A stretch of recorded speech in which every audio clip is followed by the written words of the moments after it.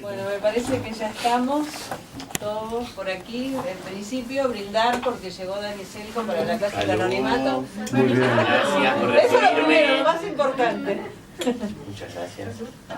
¿Esta es la clase del anonimato? Sí. Ocurre justo antes. La pueden. No, nosotros Tendría que haberme venido con una... Sí, con la máscara. Él es Sergio Chefe. Sí. Sí, ya nos vimos el otro día. Se vieron el otro día. Sí. Bueno, entonces Gabriel Giorgi me comentó que venía Dani Selco justamente a una serie de eventos acá en Guayú, y yo había estado, voy a contar un poquito de la historia, en Proa, en la Argentina, en una fundación de arte, con una amiga que es la directora, la fundadora de eso, y me entrega un librito que no era ¿no? Como una especie de plaquette. Antes de irme me da un librito y yo lo traje para New York, y de repente, bueno, un día lo leo así re tranquila, y era este libro, Juan Pablo Poribón, ¿no? El librito Juan Pablo Poribón, que yo, además por vivir acá en New York, no conocía el caso, porque es un caso, digamos, que tuvo muchísima difusión en la televisión del asesinato de un chico por un policía, ¿no? Y entonces, bueno, me pareció súper interesante el proyecto, y de repente viene Gabriel Giorgi y me dice, viene este chico, Dani Selco, y entonces ahí como que se juntó el librito que me habían dado haría 2 o 3 semanas con la llegada de Dani, y con el tema del anonimato también, porque en la clase del anonimato estamos explorando como distintas formas de ver la escritura anónima, personal, o otras formas de anonimato que se logran a través de la escritura. Y me pareció súper apropiado, ¿no? para que participaran en esta clase y que nos contaras un poco de todos tus procesos y cómo vas armando tus libros.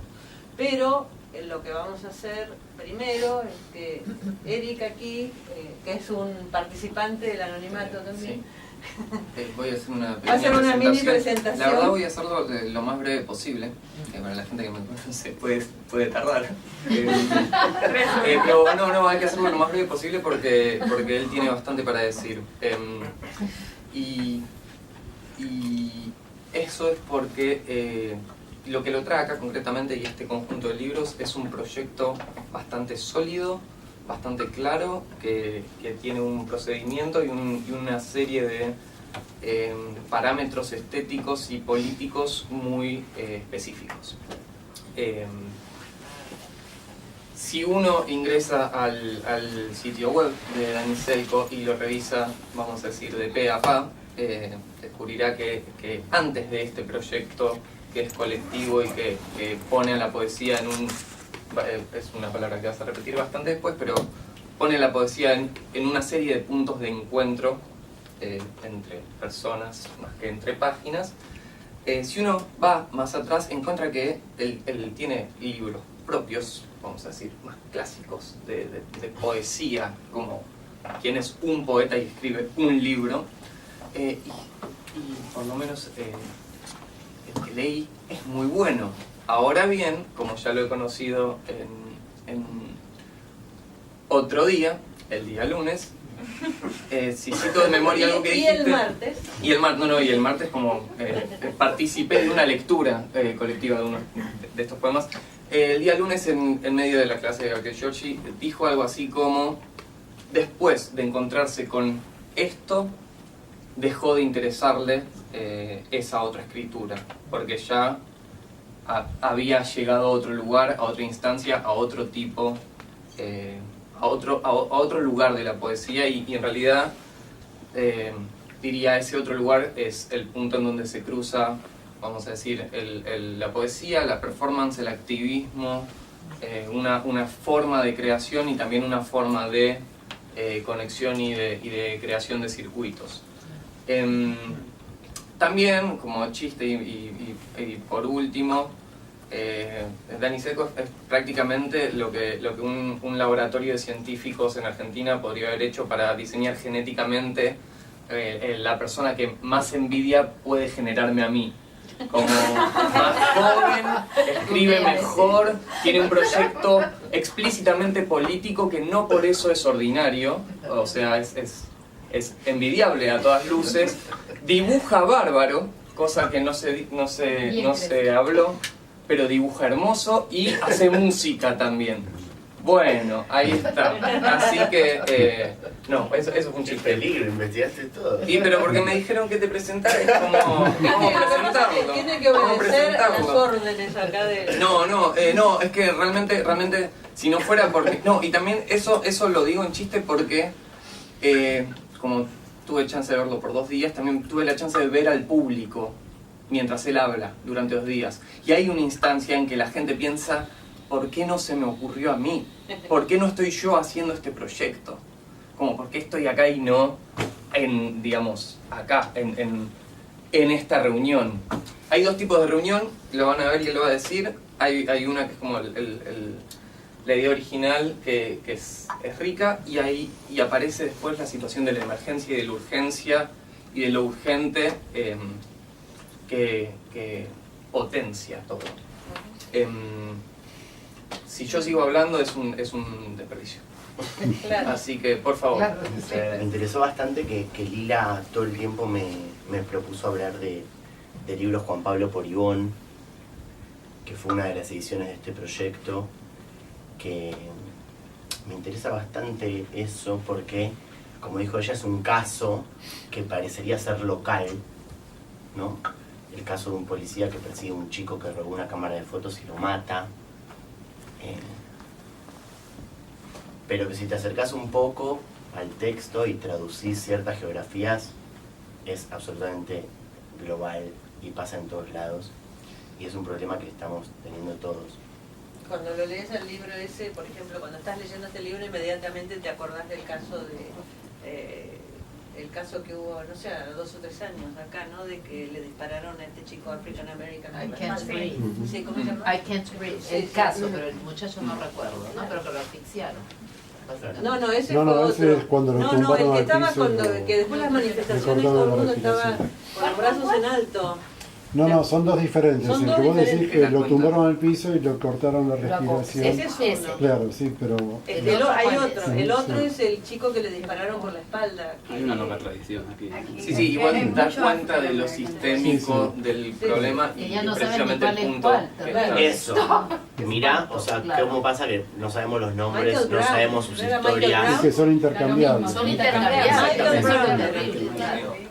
Y esa fue la circunstancia que también pasó en Buenos Aires y que me llevó a mí a dirigir mi procedimiento a esa problemática. Y era que no solo ese policía asesinó a este chico, sino que al otro día fue recibido por el presidente de Argentina y la ministra de Seguridad como un héroe en la Casa de Gobierno. Y todos los medios hegemónicos de comunicación empezaron a ponerlo en sus tapas como un héroe y a invitar a la sociedad civil argentina a que mate a las personas que se metían con su propiedad privada. Cosa que en un país como Argentina, que es bastante conocido en los últimos años por su política de derechos humanos y de memoria, es tratar de empujar un umbral que tiene un consenso entre la sociedad, que es como armas no, milicos no, la policía sin presupuesto. Ese fue un consenso después de la dictadura, que creo que es el consenso social más fuerte dentro de Argentina. Ellos están trabajando todo el tiempo sobre ese límite y pasaba eso. De un lado estaba todo el poder estatal y mediático aprovechando esa situación que el mismo Estado y los medios generan para seguir implementando su política de Estado, su pedagogía de Estado, que es matar a estos pibes. Primero ejercer todas las violencias que puedan sobre estos pibes para que estos pibes se conviertan en chorros y después matarlos y ponerlos en televisión. Y del otro lado no había nada. No sabíamos el nombre de este chico, no sabíamos si era el que hizo así, el que hizo asar, el que estaba en esta esquina o en la otra. Y este es un procedimiento que habla de un problema muy grande desde una voz singular. Entonces yo fui a buscar a la mamá de este chico y escribimos un libro sobre toda la historia de este pibe, que empieza desde que el pibe nace hasta que se muere en el hospital. Una preguntita. porque a mí justamente por eso me pareció que estaba como relacionado con el tema que nosotros estamos investigando, ¿no? Aquí aparece la voz de ella, digamos, cómo trabajaron esa relación, y después vos cómo fuiste armando eso en un formato de poema también. Eso es lo que... Claro, el relato básicamente es su voz por escrito. Y eso es lo que el procedimiento hace. Les cuento un poco el procedimiento, casi que lo podría contar Eric, pero lo cuento ya que estamos. Que es un procedimiento de escritura a través de un encuentro. Y la escritura como una traducción material de las palabras. ¿No? Básicamente es una palabra hablada que se transforma en palabra escrita y que después tendrá otra instancia de volver a ser oral. Básicamente en este caso yo me junté con Ivonne en su casa, la fui a buscar a su casa, y esto es lo que se repite a través del procedimiento siempre, que es que la persona que yo invito a escribir me habla de lo que quiere, en este caso era bastante evidente, yo no hago preguntas, escucho, y a medida que habla...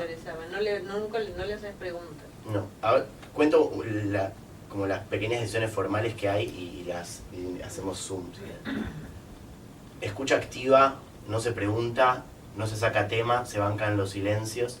Esa persona habla y yo escribo a mano, bien rápido, todo lo que dicen. En este caso fueron en el cuaderno de la escuela de sus hijos, con su lapicera, o sea, con los materiales que están en su casa en lo posible, sin llevar nada de fuera. Esa persona habla, yo escribo a mano bien rápido todo lo que dice, y cuando hace una pausa para respirar, por ejemplo acá, yo paso a la línea que sigue. Entonces, el texto está en verso y cada enter es una pausa que hizo la otra persona para respirar. Entonces, eso es una decisión formal que genera una especie de tecnología para captar de una forma muy simple la cadencia del habla y el ritmo del habla de la otra persona. Y dentro del texto lo van a ver muy claro que los momentos donde hay una palabra o dos palabras por línea y los momentos donde hay 15, porque el habla se entusiasma. Eso de escribir a mano es muy importante porque está prohibido grabar, absolutamente prohibido grabar. Eso es clave por muchas razones. La primera, para no meter máquinas en el medio. Como les decía, yo le pedí a ella hojas y lapicera y no llevé nada. Mi celular es más caro que el de ella y me interesa que esas diferencias en cuanto a las relaciones de poder estén lo menos posible en el medio. Y aparte hace algo que a mí me encanta, y que eso me di cuenta después de hacer el procedimiento, que es que yo me canso bastante y que eso genera mucha confianza en la persona que está hablando. O sea, la persona que está hablando dice, ok, o sea, algo está pasando acá, este pibe algo le importa, no es que se está... La postura corporal, yo los veo a ustedes escuchándome y como que me están escuchando tranca, relajados, pero si ustedes estuvieran todos así como medio, como que hay una data que recibe la otra persona que para mí genera una confianza y una forma material del interés de esa escucha. O sea, esta persona me está escuchando atentamente y está en medio de una actividad que lo exige. Y eso quiere decir que lo que yo estoy diciendo es importante. Y que lo que está pasando entre nosotros es importante. Y también está la seguridad y la conciencia de que para que eso que estamos hablando quede materializado en la escritura, nosotros dos estamos dando con nuestros cuerpitos todo lo que podemos. Porque si ella para hablar, si yo paro a escribir, eso se queda en el aire. No tenemos ningún aparato que nos sirva de backup. Somos nosotros dos, somos nosotros. ¿Y te da la velocidad para escribir así de rápido? O sea, lo tuviste que practicar. Pues. Sí, es un entrenamiento. Porque es un entrenamiento de la escucha. No, pero no es taquigrafía, es todo. Claro, lo que digo, tenés que tener como una memoria así muy rápida para es un entrenamiento de escucha y de mano. Que, bueno, no mucha gente sabe que están en dibujo, pero que tiene que ver Y Pero yo tienes como tu propio código así para ver No, no, no. palabras. No, no. Por eso pensaba en la taquigrafía. No, son las palabras. Las ¿Y palabras. ¿Cómo sabes que no te comes algunas? Yo me como a propósito las muletillas. Ah, ok. Por ejemplo, si vos me decís, como Pero, que pero. estaba en la esquina de mi casa, yo pongo estaba en la esquina de mi casa. Claro. Que eso me ayuda, primero porque odio las muletillas, las digo yo, seguro les digo como cada 10 minutos y las detesto. Y por otro lado me ayuda a avanzar un Avanzar poco más porque hay que rápido. estar ahí. Claro, claro. Y no se me va. Son líneas, igual si las ves, los manuscritos no los entiende nadie salvo yo y el mismo día o el siguiente. Eso es lo que te iba a decir, los tienes que transcribir casi En de el inmediato. momento. Y eso es muy importante, esa especie de falla o de impedimento Ah. está incorporado al procedimiento. Ah. Porque ese mismo día se pasan las cosas a la computadora y al otro día se imprimen los libros. Así de Siempre al rápido. otro día. Wow. De hecho, en este caso yo estaba en Buenos Aires, teníamos toda la infraestructura de mi ciudad, de su ciudad, de este museo que es como bastante top. Pero por ejemplo en el caso de esta edición que era todo de migrantes y muchas veces estábamos en pueblitos que ni siquiera tenían infraestructura de copias, yo llevo una mochila imprenta, que es una mochila apta a una impresora con la que hacemos los libros al otro día. O sea como sea, con la infraestructura que haya en el lugar donde estemos, los libros se hacen al otro día.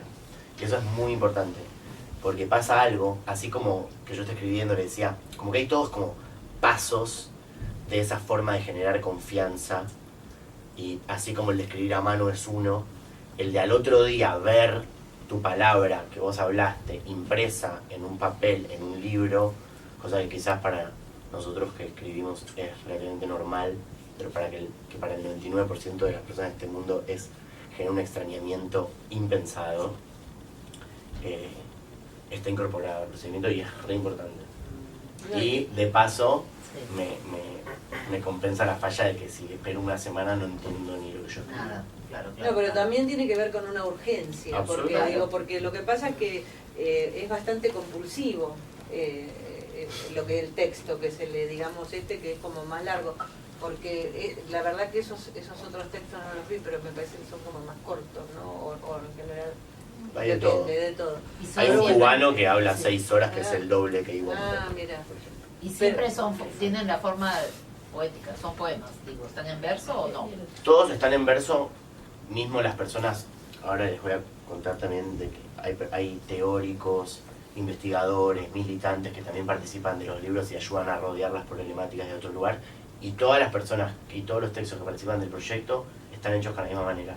Son en verso, porque cuando una persona hace una pausa, pasa la línea que sigue. O sea, todas las palabras habladas que se traducen a escritas a través del procedimiento y que participan del trabajo están materializadas de la misma manera. Claro, tiene que ver con la, ¿cómo se llama? Con la teoría de Allen Ginsberg, por ejemplo, que es la respiración, que de acuerdo a la respiración, de acuerdo al momento que vas a respirar, vas a hacer el corte en el verso, ¿no? Eso es lo que hacían los beats, digamos, Sí. o él por lo menos, personalmente. Así que hacía yo eso. lo amo a Allen, es Sí. mi tío, lo quiero mucho.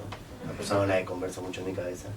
Ayer Ezequiel justo decía algo que me pareció muy interesante, que yo no había pensado, que él decía que empezó a hablar de no sé qué, yo dije, me tengo que concentrar bien, casi que dije, empiezo a escribir porque no sabía de qué me estaba hablando, dije, ¿qué pregunta me va a salir? Pero terminé diciendo algo que me pareció muy interesante, que es que para los beats, para Allen, esa forma de captar la respiración era una forma de materializar una especie de identidad o de singularidad de la persona. Y que en este caso lo que a él le parecía bastante flashero era que yo lo nombraba como tecnología. Entonces que aparte de captar esa identidad de la persona, venía a materializar una especie como de ritmo y de ser de las palabras más colectivo. Es una cadencia del idioma, me parece, que genera una determinada respiración. Y eso me parece que es lo que decía Ginsberg, que en el inglés como que había como una determinada cadencia y que se corta en tal lugar, digamos, Total. que es el momento para respirar. Es del idioma y también es de las historias y de las experiencias. Claro, porque depende si estás contando algo muy angustiante, va a ser Claro, diferente el ritmo también. Total, y hay silencios de 15 minutos a veces. Digo, una cosa es la pausa para inhalar y respirar, y otra cosa es 15 minutos de silencios antes de que una persona te diga, por ejemplo en el caso de Ivonne, que es la primera vez que cuenta que su hija fue violada por su ex. Tremendo. Es tremendo. Fue un silencio de 15 minutos que yo lo tuve que soportar. ¿Y cómo lo marcas? ¿Cómo lo marcas? Es solo un enter. Solo un enter. Pero eso es una boludez. Lo que es difícil es quedarse 15 minutos en silencio, esperando, sosteniendo, sin hablar la atención. Porque hay algo, claramente somos todos palabristas acá, pero hay algo que viene antes de las palabras. Y que me parece que también las personas que trabajamos con palabras sabemos que hay algo que viene antes de las palabras y que tiene que ver con una cuestión, no sé de qué, del cuerpo, del aire, de la vida, de no sé qué. Y soportar esos momentos de silencio, para mí que soy palabrista, es muy difícil.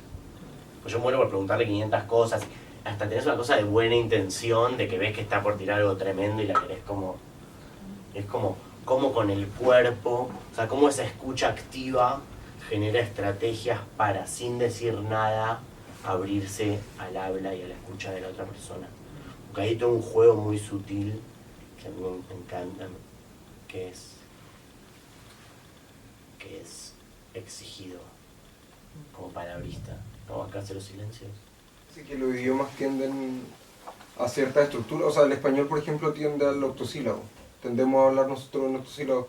Entonces, si es que hay un ritmo particular que tú has notado que se repite, o no sé, como una manera de contar que se repite en ciertos casos, no sé, como los patrones, Claro. o es muy particular de cada... Mira, seguro debe haber patterns que se repiten. Yo no me tomé el tiempo de leerlos en términos de cantidad de sílabas, y eso estaría bueno, sería lindo. Lo que sí registro en cuanto a similitudes entre las personas que cuentan es cómo el poema se ensancha en momentos más juguetones y se reduce en momentos como donde el relato se está rompiendo y vos podés sentir a la persona que está como cambiando y realmente pensando en cómo cuento esto. Como que hay algo muy flashero que pasa y que también se manifiesta en esos silencios, que es que hay momentos donde las personas cuentan lo que cuentan siempre y hay momentos donde como el yo se rasga, ¿sí? Hay momentos de la situación, y pasa en todos, donde vos podés sentir que la forma en que esa persona se contaba su vida y la forma en que se la contaba a las otras personas se corre, se rompe, ¿no? Y ahí vas a ver como todo se acerca al margen, como que quedan unos choricitos finitos. Y algo que yo a veces le pongo puntitos suspensivos es que yo en realidad, bueno, ahí pasó algo feo, como cosas así. Pero estaría buenísimo chequearlo de la sílaba. Si querés un día lo podemos hacer juntos. Te interrumpo. Por ahí tenían alguna pregunta. A ver, Dani. Sí, te quería preguntar por el contacto visual, sobre todo en esos momentos como de silencio, porque hay una relación establecida por esa confianza de la que hablas. O sea, no sé si, claro, por un lado uno podría decir hay una imparcialidad del que solo escribe, hay una maquinaria de lenguaje ahí, o hay un apoyo, si es que se da, cómo se da, o sea, esos 15 minutos, por ejemplo, ¿se miraban o no, o por momentos? ¿Cómo funciona eso? Eso es muy interesante porque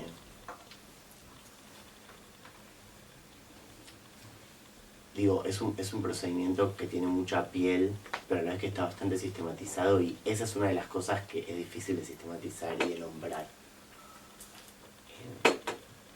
Hay constantemente una certeza en generar calidez y confianza que a través de las miradas y cuando te reís yo me doy cuenta que hay una cosa medio así, por ejemplo, que oscilan.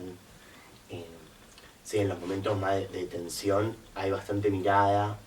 En general mi mirada está disponible, pero la otra persona la corre un poco y yo trato de decirte con la mirada, estoy acá, pero tampoco te estoy como panóptico. Es re sutil y eso es bastante de acuerdo a cada encuentro. Y hay personas que están replantadas mientras te hablan, hay personas que se rompen, hay mucho llanto a veces, abrazos. En el caso de Ivonne pasó algo muy loco. Pasaron varias cosas muy especiales en ese caso. Con respecto a, pienso en esto del anonimato, del registro también, y de esta pregunta que me haces, estoy recordando mientras te contesto, pero pasó algo loco ese día, que es que yo soy medio máquina, o sea, todas las cosas están... Pero unos meses antes de hacer esto, de hecho el día que se votaba la ley del aborto en diputados, se me salió el hombro del lugar y me fracturé el hombro. Mis amigas me jodían, se te salió el hombre. Y esto fue 2-3 meses después. Yo tuve un mes el brazo atado, yo estaba desesperado. El brazo derecho, o sea, el 99% de mis capacidades de la vida. Y yo le conté eso y le dije a Ivonne, sin querer, antes de empezar, que era la primera vez que yo hacía este procedimiento después de mi lesión y que tenía que ver cómo me sentía, porque estaba diezmada, mi capacidad esa de escribir tan rápido estaba diezmada. Entonces pasó algo genial que no hubiera planificado porque no soy tan inteligente, no hubiera podido pensar jamás, que era que ella me estaba contando una historia terrible, los que leyeron se dieron cuenta, pero a la vez cada media hora estábamos así, ponele en la mesa de su casa, y cada media hora ella se paraba en medio de contarme las cosas más terribles que yo, la peor experiencia de mi vida no se acerca ni a un décimo de lo que me estaba contando. Y decía, ¿estás bien? ¿Tenés el hombro bien? ¿Estás escribiendo demasiado? Yo tipo, no, vos no te preocupes, no sé qué. ¿No? Y entonces como que no es solo unidireccional, no es que la persona está llorando y yo soy como una estatua que tengo que decir. Por eso el encuentro es tan importante y por eso es tan importante que todas estas formas de actuar desde el cuerpo y desde las tecnologías que se usan realmente apunten a una reciprocidad. Porque yo le estaba escribiendo a ella y ella me estaba cuidando el hombro, entonces en los momentos que ella hacía silencio para llorar, yo también estaba para abrazarlo, pero yo también quería llorar por mi hombro. Como que se mezcle todo eso es muy importante. Y pasó otra cosa, que para mí también tiene que ver con el anonimato, que fue muy interesante, que fue, siempre en mi procedimiento, el momento de escritura es de a dos. Siempre es de a dos personas. Pero esa vez, por primera vez, fuimos 3. Estaba Ivonne, estaba yo y estaba Belén, que es la hija de Ivonne, la hija favorita, que es la hermana de Pablo, la hermana favorita, y que fue esta chica que fue violada por su padrastro y que marca el gran punto de inflexión en la historia. O sea, lejos el punto de inflexión de la historia, según Ivonne, el momento en el que Pablo se convierte de ser bueno en malo, el momento donde esta familia del norte del país se mueve de un pueblito al conurbano de la gran ciudad. Y ella estaba ahí. Entonces pasó algo con el registro del encuentro, porque hablando de escritura y anonimato, yo estoy convencido que las personas cuando se juntan crean una forma de hablar, ¿no? Cuando hablamos con tu ex, con el vecino, con tu mamá, con un chique que querés seducir en un bar. O sea, cada tipo de relación y encuentro genera una forma de hablar entre esas personas. Y eso es lo que el proyecto en un punto baja. Pero en este caso, había una mezcla de registros, porque esos registros de los encuentros también son, para mí por lo menos, ejercicios de registro para la escritura. Digo, si uno piensa en el anonimato, en estrategias para dejar de ser yo un rato, los experimentos y los encuentros que se dan en la vida cotidiana funcionan de excusas y de ejercicios para esa mezcla de registros. Y en este caso, Ivonne tenía a mí, que era la primera vez que me veía en su vida, pero que a través de todas estas cosas confiaba, y a la vez tenía a la persona que más quiere en este mundo, su hija, que también es como la mamá de sus hijos, o sea, una de esas relaciones madre-hija mayor, mega power. Y para mí, el relato este, que creo que es el mejor de los relatos hasta ahora, el más contundente de todos los que hizo el proyecto, tiene la mezcla de registros de hablarle a un desconocido al que le tenés que contar todo como si no supiera nada, y la directez y la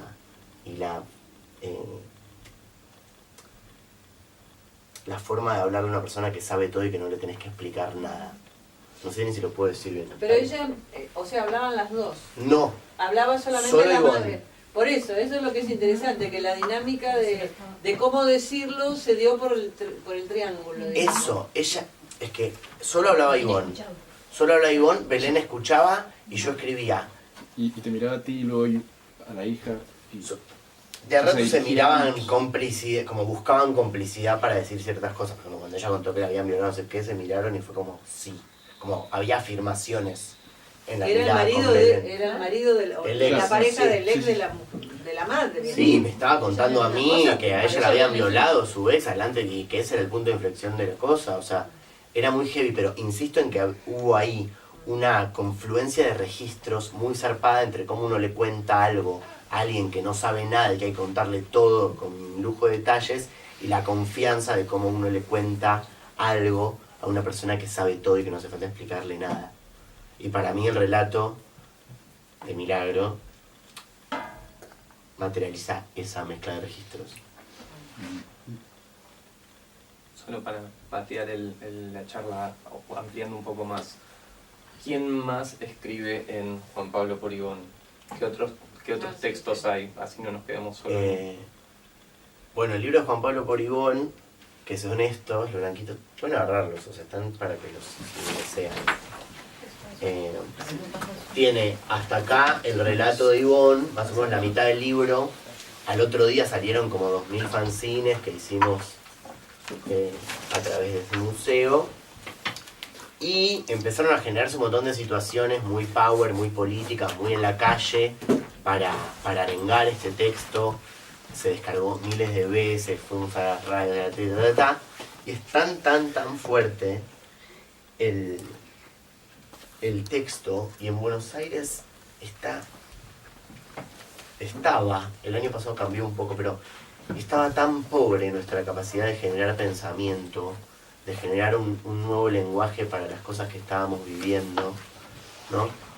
Por ejemplo, en este caso teníamos un avance mediático y estatal que volvía a poner como a los milicos en el centro, y desde como la que sería la intelectualidad argentina se usaba mucho una forma de hablar entre setentosa y 2001era, del 2001, del 70, y no, eso ya no sirve más, porque una está en una vitrina y la otra también, de un museo o de una cosa recuperada, y estaba muy difícil generar una nueva forma de hablar, un lenguaje, una capacidad de pensamiento nueva, y yo pensé que estaba muy bueno, que podría estar muy bueno, porque también empecé a hablar, el texto giró mucho, muy rápido. Pero ¿cuánto tiempo después del episodio pasó el texto? No, desde que mataron a Pablo. Sí, sí.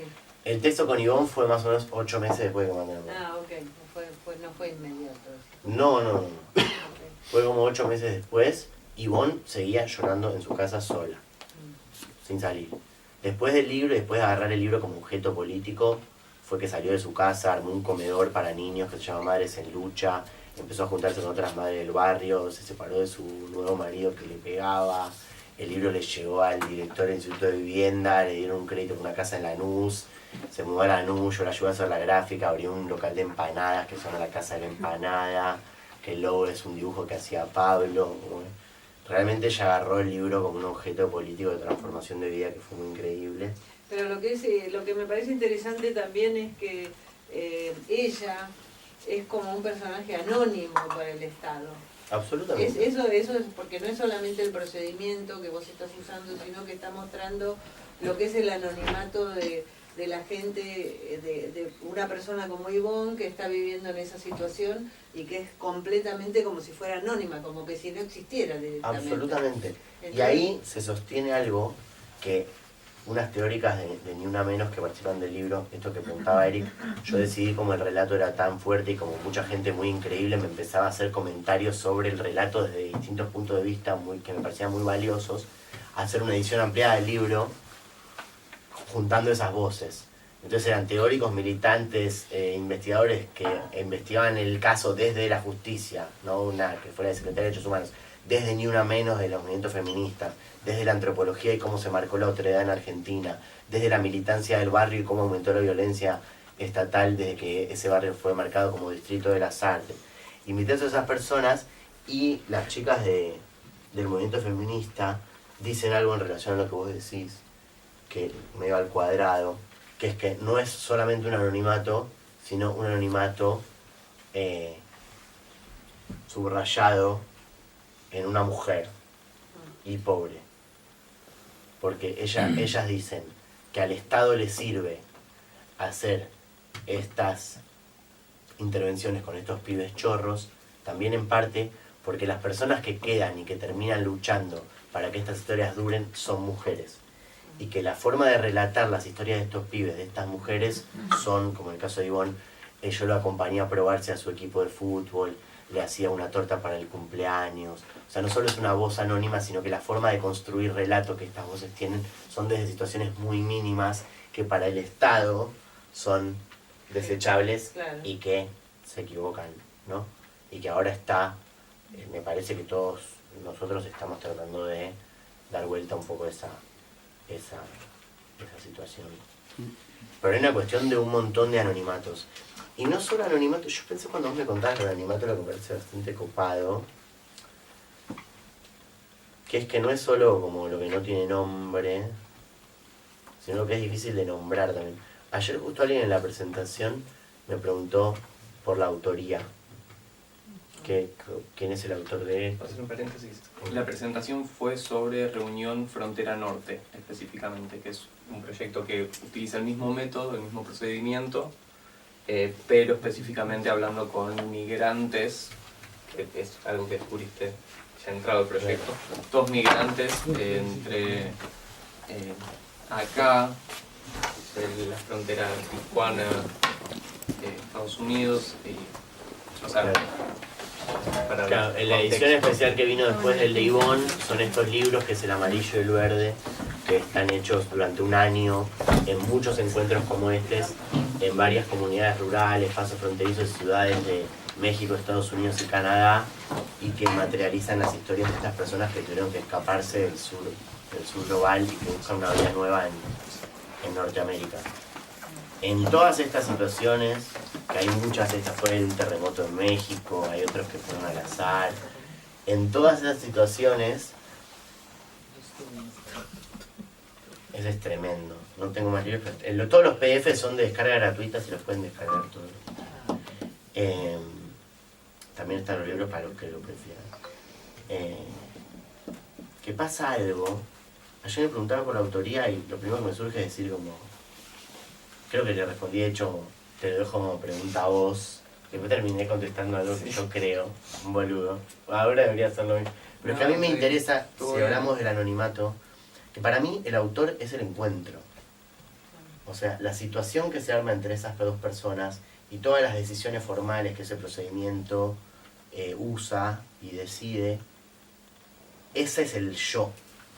Como si el yo del texto fuera la situación de encuentro.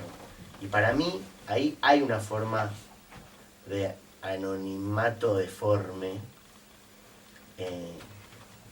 No sé cuál es la etimología de anónimo. No sé, no sabe. Pero Carlos. sin nombre, Sin nombre. anónimos. sin nombre, ¿no? Sí, sí. Entonces, dos desconocidos que se juntan y hacen un texto, digo, nos tendríamos que poner un nombre de un equipo, los Warriors, los Kings de la esquina, o, ¿no? Ahí queda en un lugar extraño, pues yo y Ivonne no somos un dúo, ni una pareja, ni una familia, ni nada. De hecho, el momento que hicimos el texto fue la primera vez que nos vimos. Y en general, cuando se hacen los textos, no, en general no, siempre, son dos desconocidos. Entonces ahí lo del no nombre, ¿no? Hay un corrimiento de los yoes muy fuerte desde todos los lados. Y para mí, el escritor de ese texto vendría a ser el encuentro. Pero ella Sí, cómo pero de te veía todas vos. maneras... Perdón. No, dale. ¿Cómo te veía vos? Ella no te veía como un entrevistador. ¿Cómo ella entendía esta diferencia? Ante todo, antes de empezar, no, yo no me veía como entrevistador porque los entrevistadores son unos chotos. ¿Cuál es En la general. finalidad de ella cuando qué quiere ella cuando comparte esto con vos? Claro. ¿Que te quiere No, yo le regalar conté objetos? que íbamos a hacer esto, que la idea era imprimir al otro día 2000 fanzines, que había conseguido plata para hacer esto, que después íbamos a invitar y que queríamos una ronda de 9 sillas en la calle, que ella lo lea, y que yo me comprometí a ir con ella a todos lados y que después le iba a dar un montón de libros a ella para que los venda y le conté más o menos todo. Pero yo me presento medio como un extraterrestre. Yo me cuido. Pero ¿cómo te presentas?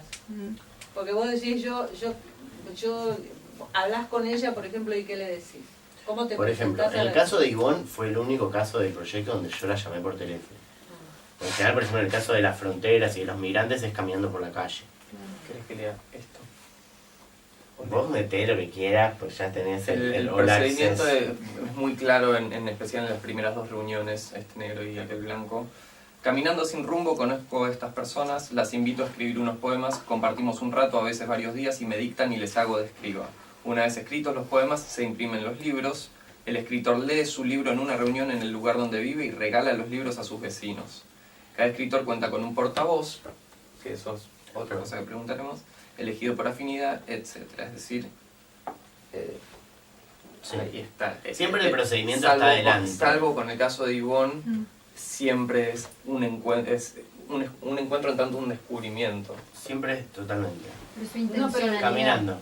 Pero a mí lo que me parece interesante que generalmente el proceso de escritura se piensa, no sé, bueno, cuando uno está escribiendo lo está pensando a lo mejor quién es el lector o más bien quién es el interlocutor, porque esa sería la palabra, ¿no?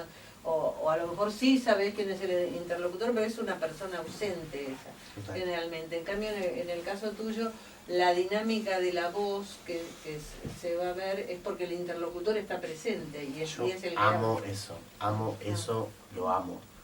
O sea, abrir un texto y que te estén hablando a vos, a una persona, porque ese es, para mí, digo yo, ya que él vio que yo escribí antes, siempre la cuestión de estar escribiendo solo y tratar de imaginarte, bueno, con quién estoy hablando, quién me gustaría que lo lea, desde lo más naif hasta lo más cínico que puedas pensar de quién está del otro lado, tiene un nivel de abstracción escalofriante a veces. Y en este caso, hay una persona hablando con otra persona, y para mí eso en los textos está. Y eso está sostenido por un manifiesto que escribió Franco Jara, que en un momento habla en unas cuadras por acá, que se enamora de un chico, y que le empieza a escribir un poema cuando vuelve a la casa, y que en un momento dice, me di cuenta que lo podía llamar por teléfono, en vez de escribirle un poema, y de ahí me di cuenta que mis poemas prefieren estar entre 2 personas y no entre 2 hojas, o algo así. Y para mí, eso es re clave, y de hecho me acuerdo de una situación diseñística, me parece una boludez, pero todos los libros de reunión vos abrís y está la voz directo. O sea, no hay... Y mis editores mexicanos, cuando yo les dije que, I'm sorry, pero se abre la página y empieza la voz. No, pero la hoja de cortesía y el ISBN, no sé qué, fue como... Para mí es muy importante que esas personas te hablen directamente a vos. Y en todas las pequeñas decisiones formales que se puedan hacer para que eso sea así, está buenísimo. ¿Tu nombre aparece en algún lado? Mi nombre a veces aparece en la tapa. Aparece en la tapa cuando tengo que negociar con editores y no aparece en la tapa cuando yo dispongo de los fondos para hacerlo yo. Son negociaciones que uno puede hacer y no puede hacer. Yo con mis editores no logré que no ponga mi nombre en la tapa, no lo logré y me guardé mis créditos para otro tipo de decisiones, como por ejemplo que lo hagan directo, que no pongan la biografía de las super mega teóricas que estaban participando, que la tapa sea así, que no haya ningún tipo de imagen. Yo quería poner las fotos de la gente y como pobres leyendo en la frontera, como hay como un montón de decisiones formales que uno va negociando. La del nombre, eso cuando lo elijo yo, como en este caso, no está. No está en ninguna parte. Sí, está en el lomo. Ah, en el lomo. Acá, por ejemplo, dice Dani Selco, pero acá, por ejemplo, que están las personas que escriben, ni siquiera está. Esta sería mi versión, decisión.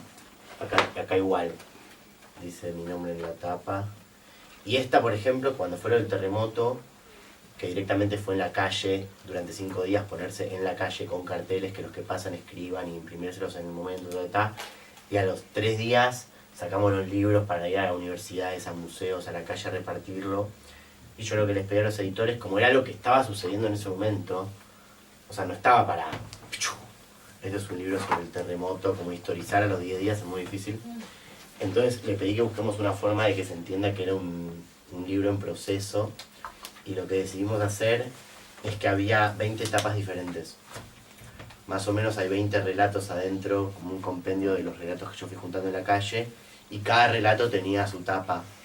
Entonces tenés ya como 20 etapas diferentes, y es un libro sin título, cosas así. Una pregunta. Siento que me perdí de una pregunta que no fui por la iba a preguntar, ya te olvidé. Sí, no, yo después dale. No, porque tiene que ver con lo que estaba Sí. diciendo. Vos, ¿cómo te considerás, Correa? Porque tu nombre aparece ahí, Dani Selko. ¿Qué quiere decir ese nombre? ¿Es el autor? ¿Es el transcriptor? ¿Cómo ves tu nombre dentro de ese proceso que estás describiendo? Yo, como el autor, no es una palabra que me interese aparte, pero si tengo que pensar sobre la autoría, insisto que el autor es el encuentro. Para mí yo soy, por un lado, el invitador, que me gusta esa idea de invitador. Por otro lado, soy el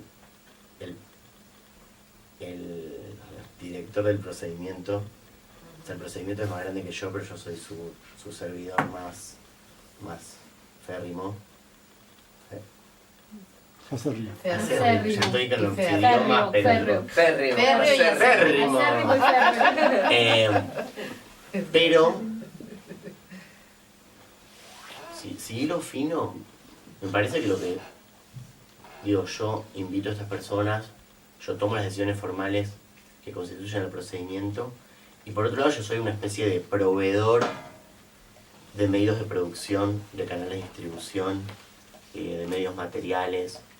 O sea, yo soy la persona que está transfiriendo, prestando, regalando y diseminando esos medios, canales. Sí, como de visibilización, o de escucha más bien. De escucha sería más que visibilización. Escuchación. No sé cómo sería la palabra. Escuchación y amplificación, sí, me parece que es mucho más que visibilización, porque, Sí, no, porque la visibilización o escuchación, no sé qué, podría ser como también algo que funciona en prácticas más extractivistas, o cuando a mí alguien me dice como le das voz a los que no tienen voz, cuando te encuentras como... O sea, no. O sea, esta mujer me ama voz a mí, que, o sea, es una cosa de locos. Pero sí hay un mezclar la potencia de su historia, la potencia de su cuerpo, la potencia del mío, que viene con, ¿no? Ella tiene ciertos medios de producción, ciertos canales de distribución, que son algunos, yo tengo otros, como que esa invitación es la que dice, bueno, juntemos todo esto que tenemos y hagamos algo juntos. Perdón.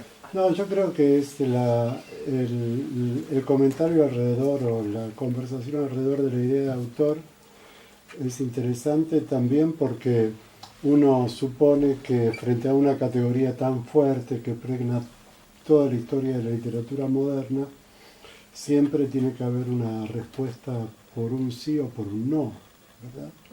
Y el caso de la experiencia tuya que estás mencionando, de hecho, concretamente uno puede ver que en algunos casos se resuelve de una manera convencional y en otros casos no se resuelve, ¿no? Entonces hay una gama de mediaciones y de resultados que deriva del contexto de cada uno de los libros y de las experiencias, ¿no? Pero yo también quería preguntarte por algo vinculado a la noción de autor, pero desde un punto de vista personal, en la medida en que uno puede pensarte como autor, como no autor, como facilitador, mediador, autor a medias, etc. Pero en la presentación de Eric mencionó que habías dejado de, una vez que pasaste por esta experiencia, habías decidido, si entendí bien, habías decidido dejar de escribir poesía como escribías antes. Sí. Entonces yo me gustaría preguntarte por la noción de lector, digamos, ¿no? Si también qué efecto había tenido esta experiencia en tu pasado como lector, digamos, cómo ahora lees poesía o literatura en general una vez que cambió tu noción o tu rol, digamos, entre comillas, como autor, ¿no? Qué linda pregunta. Cambió un montón. La primera cosa que me parece importante decir es que no fue una decisión, en realidad. ¿No? O si fue una decisión lío, una decisión quilombo. O sea, digo, no es una decisión política, no es una decisión tomada, fue una circunstancia que yo me empecé a alejar de mi voz. En un punto como una forma de hacer espacio a otros aprendizajes. Y en un punto también como una forma de lidiar con mis privilegios. Me acuerdo de una situación muy fuerte que yo tenía, los libros que leyó Eric, que no se los recomiendo. Ponele, yo tenía 23 años, algo así, y tenía 2 libros publicados.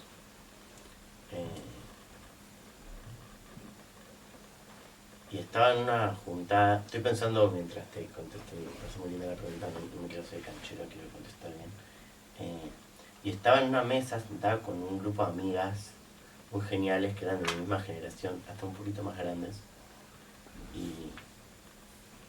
Y una, no sé, sacó uno de mis libros y leyó algo. Algunos poemas que estaba lindo.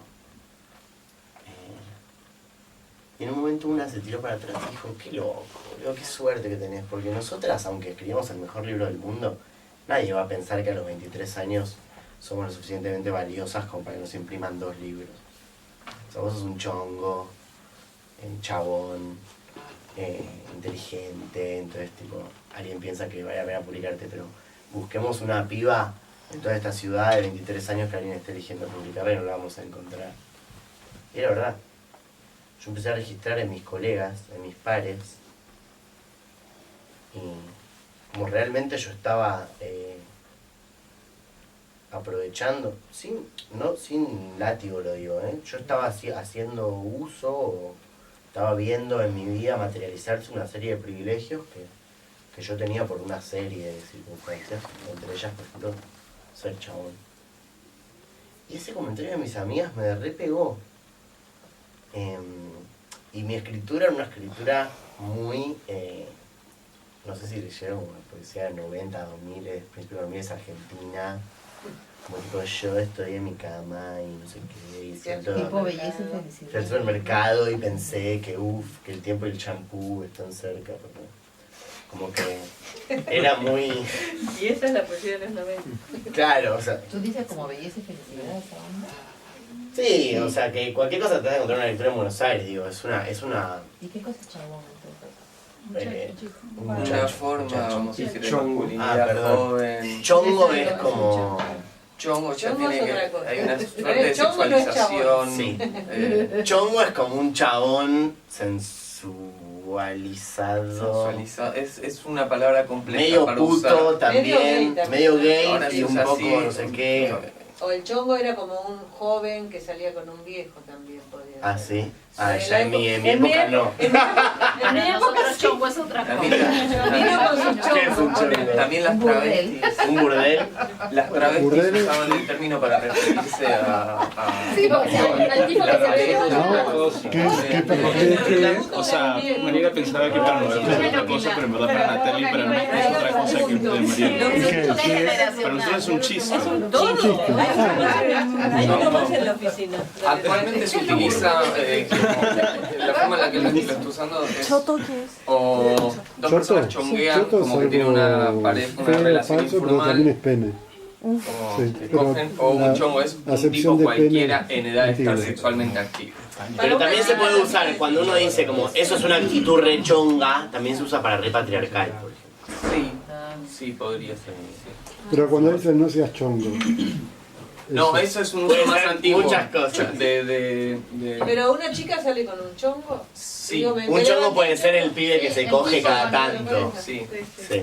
Bueno, muchas cosas. En fin, como que también eso, el proyecto este apareció como una forma de decir, como el reconocimiento de mis privilegios y deseos de armar sistemas para transferir, regalar, prestar, mover esos privilegios. Y lentamente me empezó a pasar que si tenía posibilidad de publicar, por ejemplo, ¿no? Me invitan de un museo, será, de tener muchas más ganas, sinceras, de publicar el libro de Ivonne que publicar mis reflexiones de supermercado ¿Cuál fue el chino. primero que publicaste? No, pero espera, no, déjalo contestar, porque estoy esperando La lector, respuesta sobre el lector. es hermosa. El lector, sí. No, perdón, quería decir que no fue una decisión lo de dejar de hacer, sino que fue un corrimiento de deseo. Sí. Mi deseo se corrió a otro lado y también este proyecto venía a juntar muchas cosas que a mí me gustaban mucho y que en mi vida parecían como cosas fragmentadas, ¿no? Viajar, por ejemplo, viajar estaba alejado del trabajo, entonces tipo, hubo trabajo alejado, entonces el viaje se mete. Imprimir me gustaba charlar mucho con desconocidos en la calle, entonces como fue una forma de armar un sistema que junte muchas cosas que me generaban más deseo todavía que estar yo sentado en mi casa solo escribiendo, que de repente me parecía un plan malísimo. Y pasando a la pregunta del lector, que es difícil, porque no sé, o sea, sí me doy cuenta que cambió mucho. Yo soy muy lector de siempre, amo leer, amo mucho leer, pero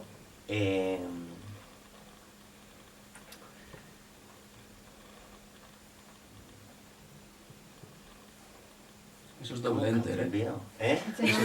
Doble enter. Punto suspensivo. Doble enter, punto suspensivo. No, es que no sé cómo cambió, es una pregunta muy que tendría que rastrear. Porque leo mucho, sigo leyendo un montón.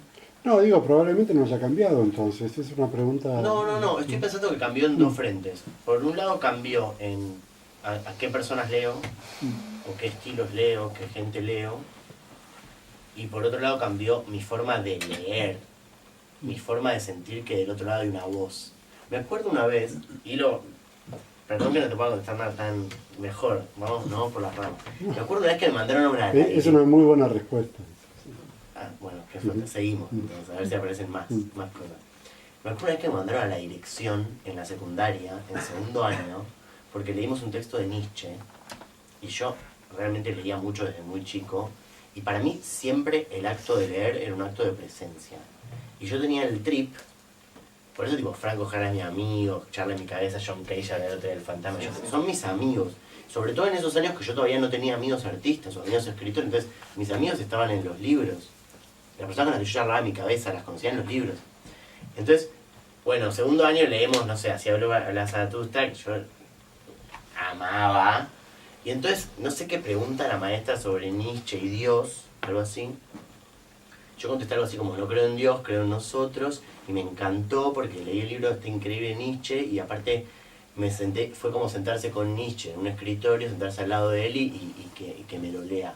Y me mandaron a la dirección, por soberbio, creído, no sé por qué, por arrogante. Y para mí yo estaba sentado al lado de Nietzsche, leyendo el libro, y era verdad. Entonces como... creo que desde que empezó este proyecto se reforzó esa hipótesis por la que yo me sentí, como que a mí me mandaron a la dirección, se hizo carne. Como que yo hago un libro para estar al lado de alguien. Sea no sé, Peter Sloterdijk, que está en una habitación de una super universidad, o sea en un fanzine de una favela en San Pablo que reparten los fanzines en el subte con la voz de los pibes que hacen rap. Todo con el tema de la autoría. Cuando nos cruzamos el lunes en el cambio de aulas, hablamos de un amigo común, Ezequiel Alemián, ¿no? Sí. Que es un autor argentino que tiene en sus libros también como que pone en escena, en uno u otro sentido, la categoría de autor, ¿no? Porque en algunos de sus libros, más que autor, parece curador, ¿no? En fin, es como él tiene como una posición un poco ambigua, ¿no? Respecto de esto. Entonces, la pregunta es, ¿cómo vos te ubicás respecto de experiencias como la de algunos libros de Ezequiel? Incluso hay un libro de él que no me acuerdo cómo se llama. Almighty. Claro, que es como una Buenísimo. Se lo transcripción recomendamos. en la que él también se invisibiliza como autor, ¿no? ¿Cómo te Más o ubicás? menos. Bueno, Porque On 90 es un libro que Ezequiel Alemián, que es un gran escritor para mí, de los mejores que tenemos ahí en el sur, le hace entrevistas a un muchacho que se va a una casa fuera de la ciudad a cuidar unos perros, que es un pibe que yo lo conozco, se llama Paco, que es un personaje, un falopa, diríamos. Por ese nombre. Paco, bueno. Sí, es un personaje tipo resuelto, ilimitado. Entonces el libro es el narrador del libro es un poco este Paco, pero el libro está escrito por ese y está firmado por ese. Y es un libro de lo que llamamos de literatura moderna. Es una librería, está, dice Ezequiel Alemián, On 90, y es un narrador X que cuenta una historia de cómo se fue a una casa a cuidar unos perros.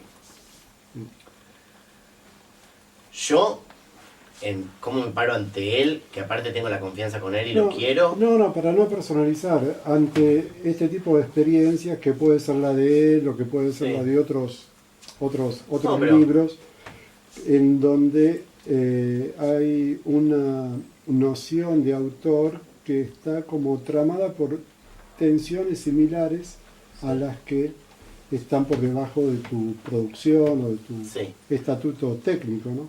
Bueno, a mí, por ejemplo, vos ya querés sacar la persona, pero yo lo quiero a ese, es nuestro amigo en común, me habló 3 cafés que no teníamos que conocer, así que aprovecho y lo sigo un poco más. Para mí Ezequiel es un escritor increíble, agradezco charlar con él y leerlo, mucho mejor escritor bueno, genial. Yo leí On 90 mientras estaba empezando a hacer este proyecto y para mí fue, yo tengo la suerte de tener eso como antecedente, como referente. En ese sentido, para mí es muy importante, dentro de la formación artística, reconocer con la mayor especificidad posible tus referentes y sus antirreferentes. Y yo para este proyecto trabajé mucho más en los antirreferentes. Y mis antirreferentes son las personas que más amo y más admiro en mi vida. Entonces era como pensar prácticas muy parecidas, ponerlas sobre las paredes de mi estudio y hilarle fino, a bardear a las personas que más amo. Tenés que decir lo que es bardear. Atacar. Meterle el dedo en la llaga a los proyectos que más amo, a las personas que más admiro. Ver sus producciones y decir como, está bien, esta formita que elegiste, me parece que hiciste agua, por ejemplo. Y para mí en ese sentido, un libro como el de ese, que es buenísimo, me encantó el libro, es un texto hermoso. A mí tener un texto así, firmado por ese, con un título, no sé qué, a mí me la baja. No me convence. Lo veo a Paco bailando así, no sé qué. No sé cómo fue el arreglo entre ellos, pero en cualquier caso, me parece que esa relación debería tener algún tipo de lugar. En ese sentido, lo que sí fue muy antirreferente para mí, que puede guardar algunas formas parecidas, sobre todo creo que en cuanto a las negociaciones con el mundo editorial, que fue la literatura testimonial. No sé si todos sabemos más o menos lo que es. Que yo no lo podía creer. A lo mejor lo podés explicar un poquito. O sea, básicamente, hablando de chonguismos, de repente me empecé a encontrar con un montón de libros, una especie de boom social de los 70, que era... me da miedo ser tan categórico. Ya estamos en un lugar medio personal. Sí, sí. O sea, digo, lo llevamos más a un dolor de panza y no a una verdad. De repente me encuentro con un montón de libros que tenían historias recopadas. Políticas sobre todo, no necesariamente.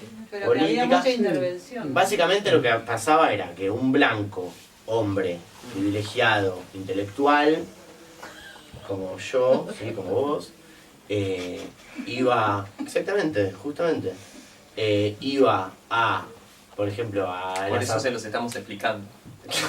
Anoten lo que le dice el blanco privilegiado. No. Iban, por ejemplo, a un lugar indígena en Perú Bueno, perfecto. Hacían entrevistas, escribían las historias de la gente, pedían entrevistas para la historia de la gente, las embellecían, las redactaban con todos los barroquismos y las firuletes que necesitaban los lectores de los 70. También estaba cercano a algún latinoamericano. Y sacaban estos libros, los firmaban con su nombre, se llenaban de guita y después con suerte le tiraban un ejemplar a la negra indígena o quizás ni siquiera. Claro, Rigoberta Menchú, absolutamente. Fue un caso muy particular que yo lo leí, el libro está re bueno, todo lo que quieras, y yo dije, bueno, acá hay un problema gravísimo, ¿entendés? Gravísimo. Que para mí no me interesa juzgar a la persona que lo hizo en particular, sí jugar a su producción y pensar que yo 40 años después necesitaba encontrar formas de encuentro, de materialización, de conversación, de escritura que, en mi punto de vista, generen medios de producción diferentes y que incorporen esas relaciones de forma más copada.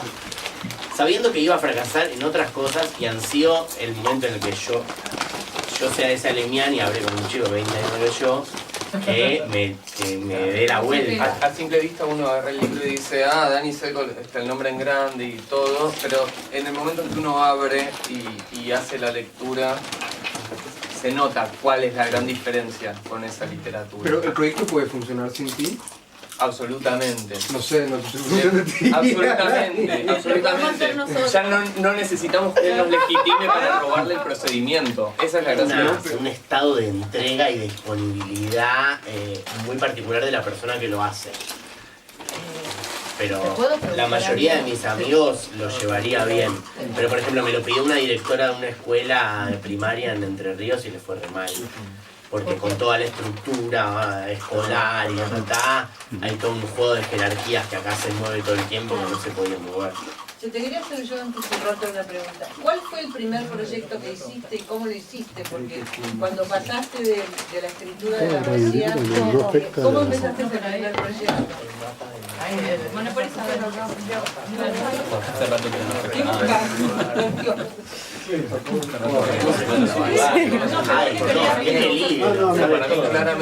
Yo hice como una idea de que ahí hay que encontrarte algo. De hecho ahí hay una mujer de acá.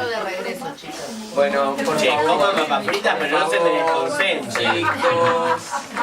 No, yo le pregunté cuál fue el primer proyecto, cómo fue el primer proyecto que hizo, porque me parece interesante pasar de una escritura otra completamente diferente a qué fue lo que se te ocurrió para hacer primero. No se me ocurrió nada, soy muy malo teniendo ideas, sí soy muy bueno iniciando prácticas y después reconozco que hay una idea atrás, pero soy muy malo teniendo ideas. Hay un libro que tengo que dar, no tengo que dar las preguntas completas de Osvaldo Lamborghini, que me tengo que dar. Las preguntas completas. Eso estuvo alineado. Fue un momento donde... También se sabe todo en un película. Vas a tener que ser asesinado en la esquina. Déjalo comer. No. Yo no lo mato. ¿Por qué en la esquina? ¿No? ¿Por qué no ahora? A media cuadra. Ahí fue un momento muy, muy lindo para mí porque yo empecé a registrar este deseo de hacer otra cosa y pasaron medio dos cosas al mismo tiempo. La primera es que hice un libro que amo, que se llama Las preguntas completas de Osvaldo Lamborghini, donde agarré todas las preguntas que publicó Osvaldo Lamborghini en toda su vida, hice un texto nuevo con todas las preguntas y que era re lindo. Pero perdón, ¿cómo las preguntas dentro de cada uno de sus... Todos los libros que escribió él, todo lo que estaba entre signos de preguntas, me lo llevé y hice un texto nuevo, que es tipo un librazo para la mesita de luz. Y para mí fue un placer, recuerdo decir, bueno, y ahí mi nombre no aparecía en ningún lado, solo en el ¿qué no lo tengo? En el lomo decía Dani Selko, Osvaldo Lamborghini, las preguntas completas. Y yo me sentía mega honrado de hacer algo con Osvaldo. Son versos. Sí, cada pregunta es una línea. Algunas son más largas y bajan, pero sí. Y yo estaba re feliz de hacer algo con Osvaldo. Ella hubo un dato muy bueno para mí, como, ay, qué lindo hacer algo con Osvaldo. Y yo sentía que Osvaldo también estaba contento de hacer algo conmigo. Y después pasó algo que yo justo estaba armando había creado un espacio de apoyo escolar y de talleres de arte en la 1114, que es un barrio muy mega pobre, una favela que se llama Villa Miseria, en Buenos Aires. Y un día, ¿esta lo sabés, lo de Edson? Sí. ¿Por qué barrio está eso? ¿Por qué zona está esa villa? La Villa 1114 es Bajo Flores, Ok. enfrente de la cancha de San Lorenzo. Ajá. Muy heavy. Y yo, así, más o menos a 5 años, un día viene una madre Con su hijo. viene una madre con su hijo. Él no sabe escribir. Tiene problemas en la escuela, no sabe escribir, enseñar a escribir. ¿De qué edad? Ajá. Un chico de 8 o 9 años viene con su madre a agarrarle la mano y la madre me dice, te ruego por favor que le enseñes a Edson a escribir, porque no sabe escribir, va a repetir. El grupo era como de 40 pibes, yo estaba a cargo de todos, entonces le ibas tirando un ejercicio a uno, un ejercicio a otro, y ibas tratando de seguirles el hilo. Y entonces le tiro una serie de ejercicios de escritura, y vuelvo, y el pibe está escribiendo perfecto, con una letra hermosa, redondeadita, divina. Entonces yo lo miro, en el primer instante no entiendo qué está pasando. Había tantos chicos que dije, era Edson, ¿viste? No sé, no entendía qué estaba pasando.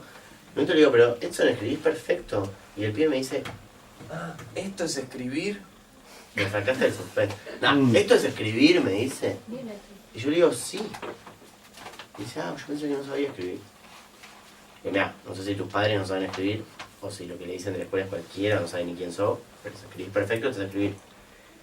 Me dice, wow, me re gusta. Le digo, ¿sabes que acaba de publicar un libro mío? Re top. Y el pibe me dice, ¿lo tenés acá? Y yo le digo, uy, no lo traje. Le digo, pero si querés podemos escribir algo juntos. Dice, bueno, dale, ¿de qué? Le digo, bueno, podemos empezar, no hace falta que sepamos de qué escribir. Me dice, no, yo quiero escribir un poema sobre el Día de la Bandera. Era el Día de la Bandera. Entonces, automáticamente me empieza a dictar. Podemos leer si quieren. Me empieza a dictar lo siguiente. Manuel, has puesto en la bandera un color bonito que me hace acordar a un río al que fui una vez con mi mamá y a la mesa de mi casa donde apoyo el vaso, el plato y el cuaderno. Manuel, es tan bonito ese color que me da ganas de levantar la cabeza y mirar las nubes o de agarrar un papel y hacer un avión. Una especie de carta a un prócer argentino que hizo la bandera, diciéndole que el blanco era un color recopado. Yo no voy a creer. Me parece genial, me parece un poema divino. Y yo lo escribí a mano automáticamente. Se lo leo y le digo, Edson, esto está genial. Es un genio. No solamente sabes escribir, sino que sos No un solamente poeta. sabes escribir, sino que es una relación con las palabras maravillosas que te envidiamos todos. Bueno, yo quedé muy sorprendido y al final de esos encuentros siempre hacíamos una ronda entre todos para despedirnos, desearnos buena semana. Yo le ofrecí a Edson si quería leerlo. Dice sí. Y lo lee y bomba. Estaban todos como... ¡oh! Y ahí yo estaba... taca, taca, taca, taca, taca, taca, taca, taca, taca, y te das cuenta que ahí hay algo. Acá hay algo. Y vuelvo a mi estudio, a mi taller, desesperado, y yo compartí el taller con un pintor. Le digo, Ari, no sé lo que pasó, no sé qué, sentate ya, un chico de 8 años me dictó, no sé qué, que no sabe escribir, lo leyó, fue increíble, acá hay algo, no sé qué. Como que se parecía a lo que yo estaba buscando.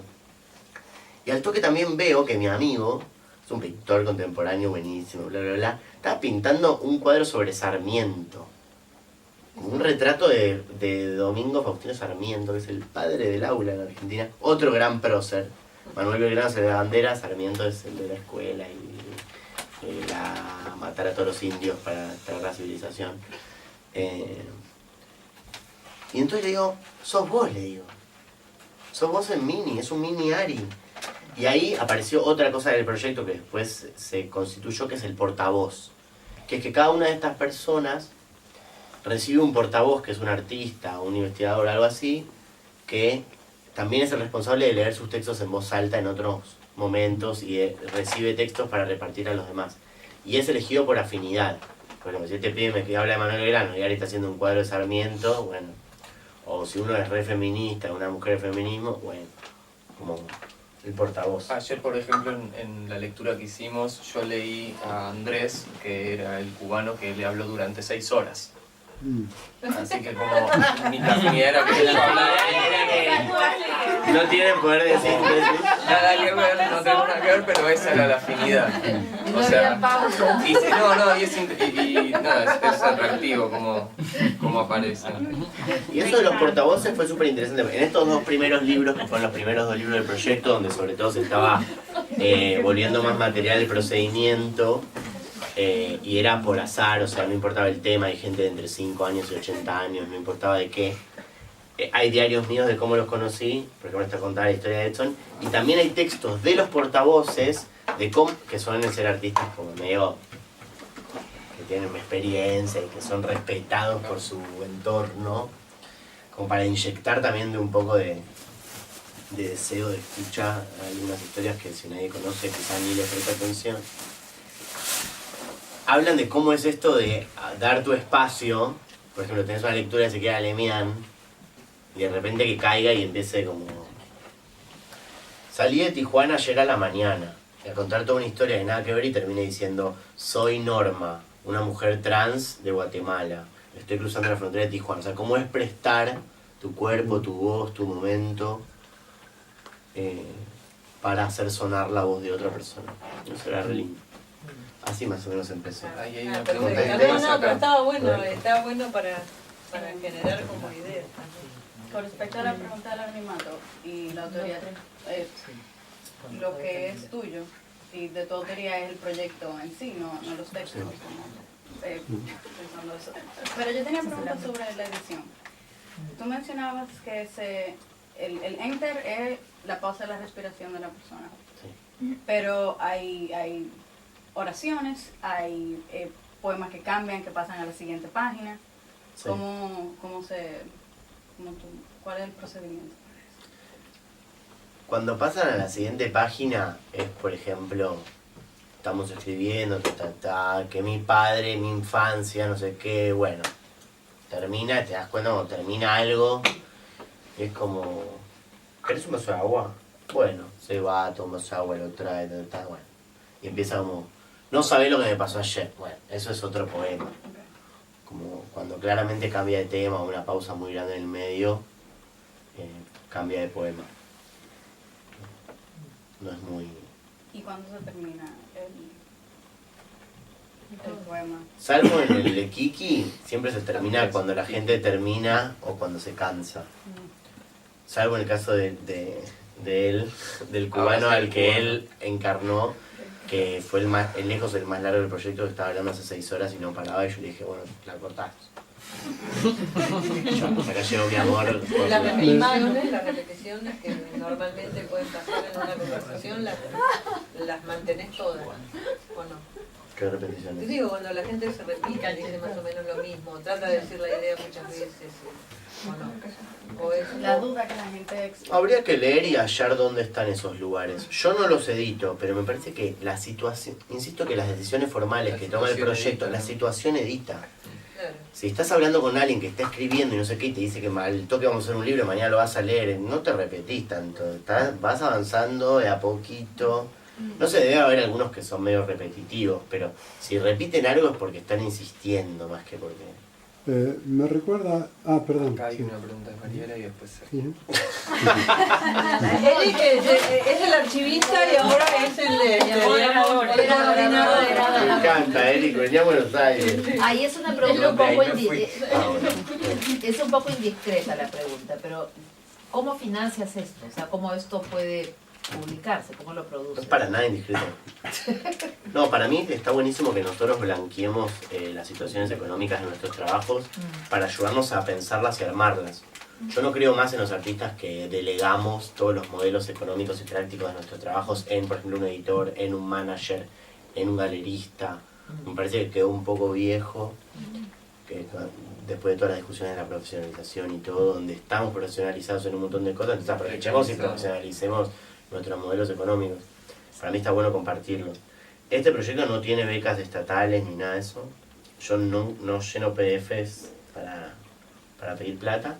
Sí pasa Sí, es una ¿Querés decisión de hacerlo? vida. Seguramente en algún momento empieza a ir un poco, todo empieza a funcionar peor y lo tengo que hacer. Pero no, por ahora viene funcionando bien. Es un proyecto, lo primero que hay que decir es que es un proyecto muy, muy, muy barato. O sea, el proyecto es caminar por la calle, escribir con gente, ni hace falta tener un grabador, papel, lapicera, hacer fotocopias que no salen nada en ningún lado. Es un proyecto muy, muy barato. Después, estos libros son un poco más caros, pero los hace una editorial que yo no pago. En este caso, un museo me invitó a hacer algo, pero eso, o sea, ellos me invitaron y lo hicimos juntos y todo bien. O sea, en general lo que más gasta el proyecto es en mis viajes. Claro. Pero bueno, yo estoy acá y no pagué mi pasaje, por ejemplo. Entonces yo aprovecho las invitaciones para armar el proyecto. Por ejemplo, todo este proyecto de los migrantes está increíble. Se los recomiendo que se lo descarguen o que se lleven el libro. Es muy lindo. No lo podemos Lo Tiene pueden un comprar. costo de Sí, hablando de $15, financiación. 12 para No, los los amigos. libros se venden y se usan, toda la plata que se vende de los libros se usa para seguir imprimiendo. Claro. Pues la editorial imprime un número. Esto no es para. Es más para compartir cómo. 20 por 2. Para no, es menos de para querer vendérselos y más para compartir cómo funciona la economía del proyecto. Claro. Me interesa como decisión formal para mí. Claro. Las decisiones formales del procedimiento de cómo se escribe no se separan de cómo se consigue plata. La plata que se vende los libros se hace para imprimir más libros, porque la editorial, si ven, acá lo pueden ver, hay un libro de los amarillos que es tipo la edición que hace la editorial mexicana, que no es esa, es otra, que se la robó alguien. De vuelta. Bueno, es esta. Esa, por ejemplo, Sergio, que, mirá, ponela al lado de esa. No ponela se al lado pone de esa. la mochila. Mirá, se está robando todo. Uno viene a Estados Unidos pensando que la gente es civilizada. Esas son dos diferentes. Son dos tonos de amarillo distintos. No sé si lo ven. Y estas son iguales. Esas son iguales. Esa es la edición que hace la editorial mexicana, que es muy coqueta. Son ediciones hechas en Razor a mano y que tienen papel tipo diario y no sé qué. Que hacen ponerle 500 copias. En el caso del de los migrantes, por ejemplo, hicieron 500 copias en marzo y ya no hay más. Ajá. Wow. Entonces yo hago la imitación en Argentina dentro de las limitaciones de las imprentas argentinas, que igual sale más caro que el mexicano, pero bueno, Sí, sí. con la plata que el proyecto tiene para imprimir libros, que básicamente son la plata que se vende los libros. O sea, si alguien Ya, hoy ya. compra un libro, esa plata va a una cajita con la que se imprimen libros. Ajá. Y otra forma de financiación del proyecto es que yo, cuando hago algo y recibo honorarios, sea una cosa en un museo, o una cosa en una universidad, o un festival, o lo que sea, la mitad de los honorarios, sobre todo estos años, que es por este proyecto. O sea, yo no estoy acá por ser yo y por mi libro de poemas que a él le gustó. Estoy acá por el proyecto, por ser salido del proyecto. Entonces, la mitad de lo que yo gano, de fees, va al proyecto. Y la otra mitad es para pagar el gas. Tu comida. Sí, tampoco es bobo, pero bueno. Y otra parte del modelo económico que me parece muy importante contar es que, en general, los lugares y los espacios que posibilitan la financiación del proyecto son lugares coquetos o lugares del norte del mundo que tienen dólares para pagarme, o espacios de arte como por ejemplo PRO, que es uno de los museos más importantes de Argentina, que están financiados por compañías mega grandes. Como yo no quiero trabajar solo con las personas que me pueden pagar, sobre todo porque, por ejemplo, se llevan los recursos naturales de mi región o porque explotan, pero tampoco quiero elegir. Cuando yo tengo que hacer algo con esas personas, pienso en estrategias de reciprocidad. Entonces, por ejemplo, hicimos el con Proa este libro, no sé qué, pero la mitad de los libros que pagaba Proa eran para ella, para que ella venda. Y la presentación del libro no la hicimos en el museo, sino que la hicimos afuera de su comedor el día que inauguraba, en la calle, y los manifestantes cerraron la calle con tacho de basura. O por ejemplo, que es igual, siempre es mitad y mitad. En septiembre del año pasado estuve presentando este proyecto en Canadá, haciendo una retrospectiva de la obra, casi un mes, con la plata que me pagaron, fui a otro país que no me puede pagar en dólares por un mes y todos los talleres que hice los hice gratis y fui a presentar cosas a lugares gratis. Como una forma de ir equilibrando. Esto no es para ser bueno, ni generoso, ni nada. Es simplemente una estructura económico-política de un trabajo, que para mí es importante pensarla. O sea, cómo son las decisiones económicas del proyecto. No me parece ni más bueno, ni más malo, ni me interesa ser como el artista bueno, ni nada de eso. Sí me interesa que tomemos las decisiones formales, económicas, que nuestros proyectos necesitan y que no dejemos eso en manos de otra persona en una especie de ilusión ochentosa que ya no existe más. La escena que vos describías con el informante, entre comillas, o la persona que cuenta su historia y vos, que me pareció muy teatral en un punto y me hizo acordar esas performances de Irina Abramovich, creo que, no me acuerdo el nombre. Marina Abramovich. Esa situación frente a esas performances que ella organiza en museos y se enfrenta como a alguien que tiene en el otro extremo de la mesa y hay una comunicación meramente visual, digamos, ¿no? Creo que, si bien es diferente en tu caso, pero la asociación mía tiene que ver con la siguiente pregunta: si toda esa situación escénica que vos ya describiste muy bien, en algún momento se te ocurrió o tuviste la propuesta de trasladarla a algún ámbito más deliberadamente escénico, ¿no? Never. Las 9 sillas, no sé, lo explicaste.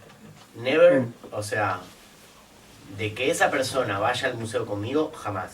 Okay. Porque es una sensación de mierda.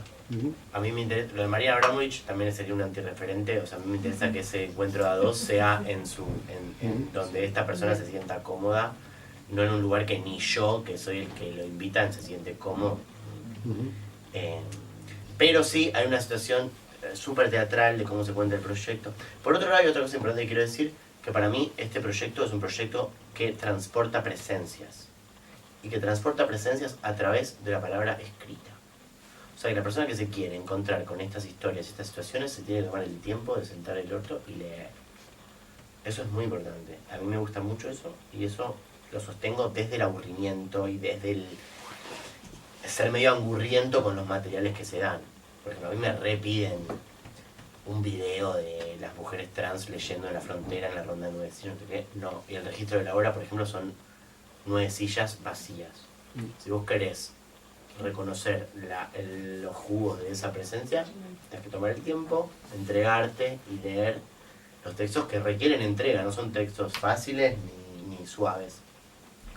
Pero hay una situación que es esta de los portavoces, que conté medio por el aire, que se hace en espacios de arte, y porque si es un proyecto que quiere intervenir en el mundo del arte y de la academia y de la literatura y conversar, entonces se hacen rondas de 9 sillas, como las que hacen las personas cuando leen sus textos, ¿no? Como les contaba, cuando imprimimos los libros, al otro día hay una ronda de 9 sillas donde se invitan a los vecinos, a la familia, a los amigos, y esa persona tiene que leer en voz alta su libro y regalárselos a todos.